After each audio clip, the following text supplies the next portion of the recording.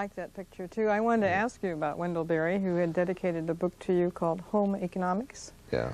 And a man that is, whose name is well known. Would you tell us how you knew him or how you came to know him? Well, Wendell read the first edition of New Roots for Agriculture, and he wrote me a letter, complimented me on the book, pleaded with me, though, to consider keeping draft animals in. One of my last chapter, I talked about tractors run on alcohol fuel. Said keep them in as an option. I wrote back and said I'd be happy to keep them in as an option, and so on. And then he called, I think one Sunday evening, and said this is Wendell Berry, and he'd like to come out and do a story for New Farm magazine that was put out by Rodale. Right. And so I remember yet him was trying to negotiate the dates that were best for him and me, and he said, well, now we're going to be killing hogs. He and his neighbors would butcher together, and so at any rate we got a date worked out. He came, and he wrote the story, which became sort of the foreword for was it forward or afterward of the second edition of New Roots for Agriculture. Well, we became friends, and we've collaborated a lot in writing, the telephone. You and he edited together, Meeting the Expectations of the Land. You had a third editor. Yeah, Bruce Coleman. Bruce Coleman had been my editor, New Roots for Agriculture, when he worked for Friends of the Earth in the book section. And did that book just grow out of you and Wendell getting together and finding things to write about in common? And well, that book happened because a person in this area by the name of J. Harris wanted to do something about agriculture. In this area, you mean in the Washington, D.C. area? Well, yeah, Maryland, and I think he lived in Maryland or Pennsylvania. I think he had roots in both places. I think he lived in Maryland and been from Pennsylvania. And so I said, well, I think what we ought to do is answer that CAST report. There's a report put out by I forget what CAST stands for now. I don't know. But it was a group of people that were worried about, what does it stand for? Committee? Yeah, Council on Agricultural Science and Technology. And these were a bunch of conventional agriculturists that were nervous that there were getting to be too many people talk about getting rid of chemicals. And it was really the agricultural establishment. This is early 1980s we're talking about, right? Because you published the book in '84. Right.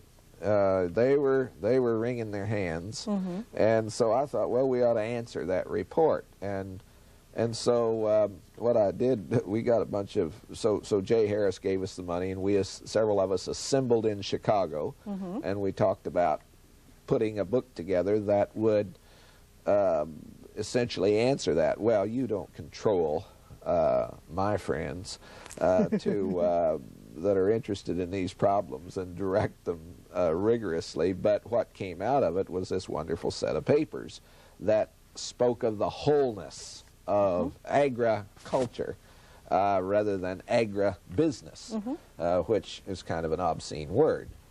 And so Wendell and I and Bruce did the editing. It's sold pretty well, I think. Yes, it certainly has. And it's I'm proud of the work. And you should be also, and you must be proud of your latest one called Altars of Unhewn Stone. Yeah.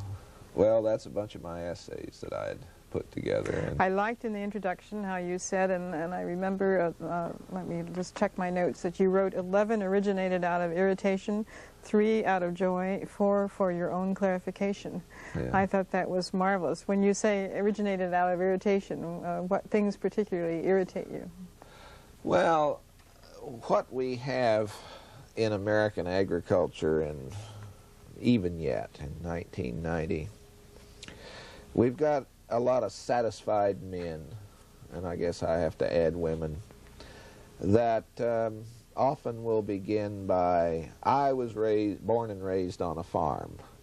You'll hear it in a panel, or you'll hear it somewhere in public. That's supposed to be validation that they can speak ex cathedra about. I just heard it 2 days ago down at William and Mary from a high USDA official.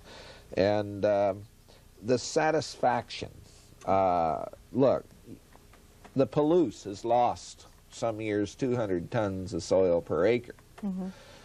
Western Iowa, 18 tons of soil heading toward New Orleans and the Gulf. We've lost our rural schools, our rural churches, rural baseball. We've lost a way of life. And the fundamental question that I think this culture needs to ask right now is the Jeffersonian ideal of the family farm and rural community mere nostalgia, or is it a practical necessity?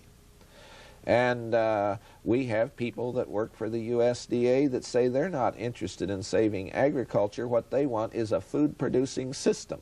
And they'd be delighted to have biomass parked outside of cities that could be beat up and squeezed and turned into pills or something that we would just eat, you know, or in other words, it's energy and nutrition, but the cultural part of it's gone. Well, these are kind of technological fundamentalists. They're kind of like the religious fundamentalists, and fundamentalism takes over where thought leaves off, it seems to me. So what I think we have to beat back in the culture is this whole notion of fundamentalism, or this whole action of it. So how can a nation stand by and watch the demise of these rural communities and this displacement of people? Marx had talked about rural idiocy. Well, now we have more urban idiocy as a problem than rural idiocy was ever a problem.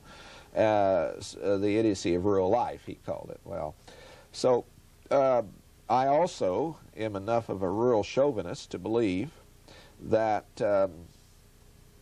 kids that have been raised in shopping malls and Little League that have not really learned the lessons of democracy, how things got to be the way they were, and then we're practitioners in it, I don't believe that they're going to have what it takes to meet the challenges. And so my irritation is with this sort of cultural crisis that's come, which is a threat to our country.